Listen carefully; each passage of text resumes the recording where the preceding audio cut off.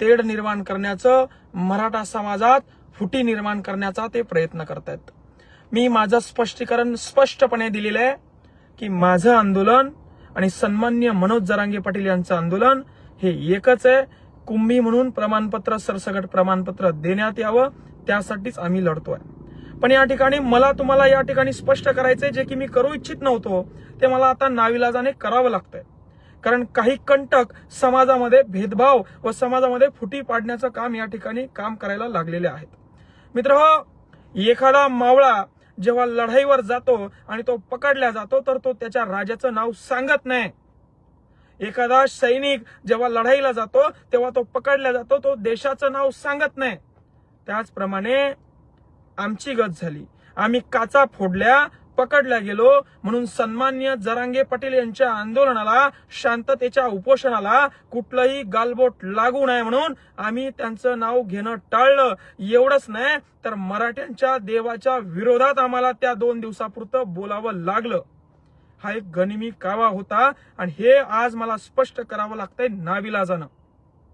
आणि म्हणून सन्माननीय मनोज जरांगे पाटील यांची मागणी आणि आपली मागणी एकच आहे, पहिली गोष्ट। दुसरी गोष्ट, शांततेच्या मार्गाने आंदोलन सुरू आहे, त्याला गालबोट लागता कामा नये, हे 100% खरं आहे तुमचं। पण मित्रहो, सन्माननीय मनोज जरांगे पाटील उपोषणाला बसलेत, आज त्यांना 5 दिवस होत आहेत, त्यांच्या नरड्यामध्ये पाण्याचा घोट नाही। ते माणूस जिद्दी आहे, माघार घेणार नाही, तरुणांना आत्महत्या करू नये म्हणून ते सांगत आहे, पण समाजासाठी बलिदान द्यायला सुद्धा तो माणूस तयार आहे। शेकडो वर्षानंतर तयार झालेले तर नेतृत्व आहे, पुन्हा असं नेतृत्व आपल्याला भेटणार नाही, म्हणून त्यांच्या जीवाचं काही बरं वाईट होऊ नये म्हणून शासनाला अशा पद्धतीनं धडा शिकवणं सुद्धा गरजेचं आहे। आणि काय साध्य झालं अशा पद्धतीचा धडा शिकवून? तुम्हाला सांगतो, सन्माननीय मुख्यमंत्री देवेंद्र फडणवीस यांनी झिटकारून लावलंय त्या सदावर्तेला। माझा आणि त्याचा काही संबंध नाही, 2च दिवसाचं आमची भेट झाली आहे हे ते आता सांगायला लागलेत। 6 महिन्यापूर्वी, वर्षापूर्वी त्यांनी सांगायला पाहिजे होतं, पण कालच्या या प्रकरणामुळे ते सांगायला लागलेत सदावर्तेचा माझा काही संबंध नाही। काय फरक झालाय त्या गाड्या फोडल्यामुळं? सदावर्ते सांगायला लागलाय जरांगे आमचे देव आहेत, मराठे माझे खरे सच्चे मराठे आहेत, मराठ्यांची जत्रा म्हणली म्हणजे जरांगे पाटील हे ते देव आहे आणि त्या देवाच्या दर्शनासाठी करोडोची लोकसंख्या त्या तिथं आली, असा माझा उद्देश होता। जरांगे पाटलांना देव सुद्धा तो सदावर्ते म्हणायला लागलाय। आणि म्हणून स्टंटबाजी वगैरे काही नाही, अशा पद्धतीनं सुद्धा लढावं लागतं, अशा पद्धतीनं सुद्धा स्वातंत्र्य मिळवावं लागतं, अशा पद्धतीनं सुद्धा चाप द्यावा लागतो, तेव्हा हे सरकार ठिकाणावर येतं। आणि म्हणून तिसरी गोष्ट, नारायण राणे ते कोण आहे ते बोलले की मराठा समाजाविषयी शिवीगाळ त्यांनी केली। त्यांना सांगतो, कालच्या बाईटमध्ये त्यांच्या विरुद्ध मी सन्मानाने बोललो होतो की सन्मान्य नितेश राणे, नारायण राणे यांचं चांगलं कर्तृत्व आहे, कारण त्यांनी मागे समाजासाठी चांगलं काम केलं होतं। पण आता जर का ते समाजाला शिवीगाळ करत असतील, ते हरामखोर, नालायक, लुबाड, लुच्चे तीनही, आणि तो टिंगू सुद्धा, तो म्हणतो मी मातोश्रीवर आम्ही त्या ठिकाणी होतो, नालायका तू आमदार आहेस, तुला कसं आमदार समाजाने केलं मला हे कळना। लहान पोरासारखं टाळूला लावली जीभ आणि बोलायला लागलाय, रात्री मातोश्रीवर होते, खोटं बोलायला लाज वाटते का नाही तुला मूर्खा? आणि तू समाजाविषयी तुझा बाप, तुझा भाऊ आणि तू वक्तव्य करणं आधी बंद कर, नाहीतर त्या सदावर्ते सारखा तुला सुद्धा चाप मराठे समाज दिल्याशिवाय राहणार नाही, रस्त्यावर तुला फिरकू देणार नाही। लक्षात ठेव, तुम्ही समाजापेक्षा मोठे नाही, जास्त माजू नका। 1,07 कोटीचा समाज आहे, 1 कोटी समाज रस्त्यावर त्या ठिकाणी आला होता, त्यांची अवहेलना करायची हिंमत तुमची कशी होते? तुमच्याकडनं काम होऊ शकणार नसाल, तुम्ही देऊ शकणार नसाल तर थोबाड तुमचं बंद ठेवा, तुम्हाला कोणी विचारायला आलेलं नाही। आणि हो, तिसरी गोष्ट, सन्माननीय मनोज जरांगे पाटील यांच्या आंदोलनाला आमचा पूर्णपणे पाठिंबा आहे। मराठ्यांना कुंभी सर्टिफिकेट मिळावं ही आमची मागणी आहे आणि सरकारला चेतावणी या मंगेश साबळेची आहे। जर का मनोज जरांगे पाटील यांच्या जीवाचं काही बरं वाईट झालं तर याद राखा, तुम्ही 30 दिवसाचा वेळ मागवला होता, तुम्हाला 40 दिवस वेळ दिलाय आणि सकाळी लाईव्ह येऊन पत्रकार परिषदेत तुम्ही सांगता अजून वेळ लागतो। झोपा काढत होते का तुम्ही?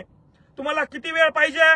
तुम्ही 24 तारीख त्या कमिटीला, शिंदे कमिटीला दिली आहे, म्हणजे 24 डिसेंबर पर्यंत वाट बघायचं, पुन्हा अजून महिनाभर मराठ्यांना झुलवत ठेवायचं, मग लोकसभेची आचारसंहिता लागणार, लोकसभेची निवडणुका लागणार, लोकसभा होऊन जाणार। या झोप्या भोळ्या असेच तुम्ही राहू नका, कुठलीही निवडणूक होणार नाही जोपर्यंत मराठ्यांना टिकणार कुंभी सर्टिफिकेट मिळत नाही. टिकणार म्हणजेच मी काय वाईट बोललो? कोणतं आरक्षण टिकू शकतं तुम्हाला माहितीये का? 50% आत ओबीसी प्रवर्गात कुंभी प्रमाणपत्र हेच आरक्षण टिकू शकतं मित्र हो. आणि तुम्ही म्हणले टिकणारं कसं काय म्हणतोय? अरे भावांनो, सन्माननीय मनोज जरांगे पाटील यांच्या शांततेत चालू असलेल्या आंदोलनाला कुठलंही गालबोट लागता कामा नये. सन्माननीय जरांगे पाटील हे शांततेच्या मार्गानं, गांधी मार्गानं, संवैधानिक पद्धतीने आंदोलन उपोषण करत आहे. मी सरकारवर दबाव आणण्यासाठी किंवा माझे बांधव त्या आमदार खासदारांच्या गाड्या फोडतात हेही योग्य आहे. असं केल्याशिवाय ते वटणीवर येणार नाहीत. हजारो आपले बांधव यांनी मारलेत. सन्माननीय मनोज जरांगे पाटील यांना आपल्यातून जाऊ देणं आपल्यासाठी खूप महागाचं आहे. हजारो लाखो वर्षापूर्वी असे नेतृत्व उभं राहतात. छत्रपती शिवाजी महाराजांनंतर मनोज जरांगे पाटील यांचा फोटो घराघरामध्ये लागणार आहे. आरक्षण भेटल्यानंतर त्यांचा लढा मोडीत काढण्याची ताकद कोणामध्ये, दानत कोणामध्ये नाहीये. मी तर चिल्लर माणूस या ठिकाणी. मी माफी मागतो सन्माननीय मनोज जरांगे पाटील, ते आमचे देव आहेत. मी दिलगिरी व्यक्त करतो का मला त्यावेळी त्यांच्याविषयी बोलावं लागलं, पण मी एवढा नादान नाहीये. मी जर का राजधानीत जाऊन काचा फोडत असेल तर एवढा चिल्लर नाही की स्वार्थीपणासाठी माझ्या देवाला नाव ठेवेल. पण नाविलाजानं, मजबुरीनं पोलीस प्रशासन, सीबीआय, एसबीआय हे आंदोलन कसं मोडीत काढायचं याच्यावर लक्ष ठेवून होते. म्हणून मी त्यांना विरोधात बोलावं लागलं नव्हे तर मी बोललो. याचा कुणी गैरफायदा घेऊ नये. मराठ्यात फूट पडली आहे. मराठे 2 ठिकाणी झाले, जव्हाळगट, मवाळगट. असं काही होणार नाही. सन्माननीय मनोज जरांगे पाटील यांच्या मार्गदर्शनाखाली आंदोलन सुरू आहे. आणि पुन्हा चेतावणी आहे, जर का मनोज जरांगे पाटील यांच्या जीवाचं काही बरं वाईट झालं तर रस्त्यावर तुम्ही फिरकू नका, घराच्या बाहेर तुम्ही निघू नका. आणि हे सांगतो त्या सदावर्तेला आणि सगळ्यांना, तुम्हाला पेलणार नाही, झेपणार नाही. हेच आहे ते, पेलणार नाही, झेपणार नाही.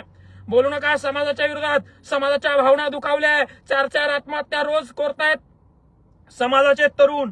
टाकीवरून कुदून आत्महत्या करतायत. नालायक हो, तुम्हाला कळना कसं झालंय. एक जीव या ठिकाणी मौल्यवान आहे. मनुष्य वधाचे गुन्हे या ठिकाणी तुमच्यावर दाखल करायला पाहिजे.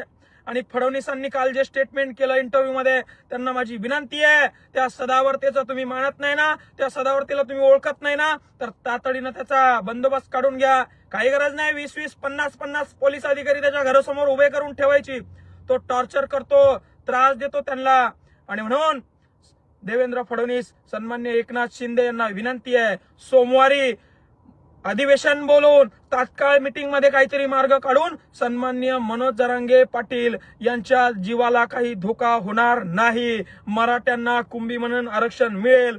तातडीने निर्णय काढा, नाहीतर गावागावात फिरणं तुमचं बंद होईल. आता तर उपमुख्यमंत्र्यांचा ताफा अडवलाय, त्यांच्या सभा कॅन्सल केलाय. आणि हो, तो नितेश राणे, निलेश राणे यांनाही सांगतो की तुम्ही रस्त्यावर तुम्हाला फिरकू देणार नाही.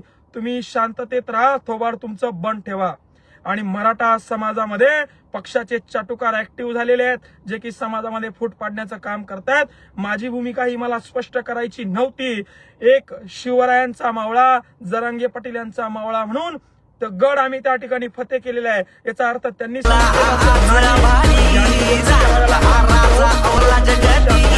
जळजळत्या रक्तात